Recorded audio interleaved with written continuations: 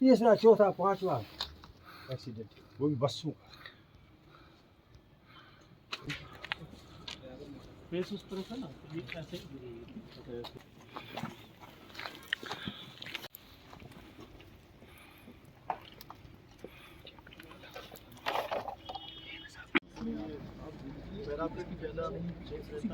सारी स्टेबल है आगे के लिए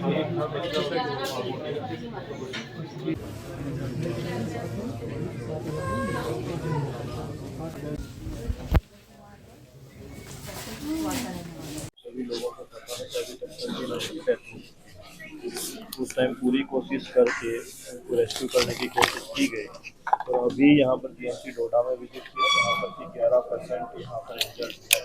इसमें एक आईसीयू में है, बाकी लोग वार्ड में हैं। तो इनकी सिचुएशन सभी की ठीक है, आउट ऑफ डेंजर है। और इसमें तो कुछ लोगों के फ्रैक्चर वगैरह है, तो यहाँ प्रिंसिपल ने बताया है कि वो सभी सर्जरी की जाएगी। बाकी डिस्ट्रिक्ट एडमिनिस्ट्रेशन, डीसी साहब, एसएसपी साहब यहाँ पर हैं, वो पूरी हेल्प कर रहे हैं। इसमें कुछ लोग बाहर से भी हैं, तो हम उनके कॉन्टैक्ट भी एस्टाब्लिश किए हैं, उनके घर वालों के साथ बात कर रहे हैं। वहाँ कंसर्न जो डिस्ट्रिक्ट अथॉरिटी है उनके साथ बात की है। तो यहाँ पे जो लोग हैं इंजर्ड, उनके साथ में पूरा इलाज करवाया जा रहा है। जैसा कि आपको पता है, एलजी साहब ने 5 लाख रुपये एक्सग्रेशिया भी अनाउंस किए हैं। वो भी हैं जो डेड बॉडीज थी, तो उनके भी कॉन्टैक्ट एस्टाब्लिश करके उनके परिजनों के साथ बात करके उनको वहाँ पे भेजा गया है प्रॉपर तरीके से।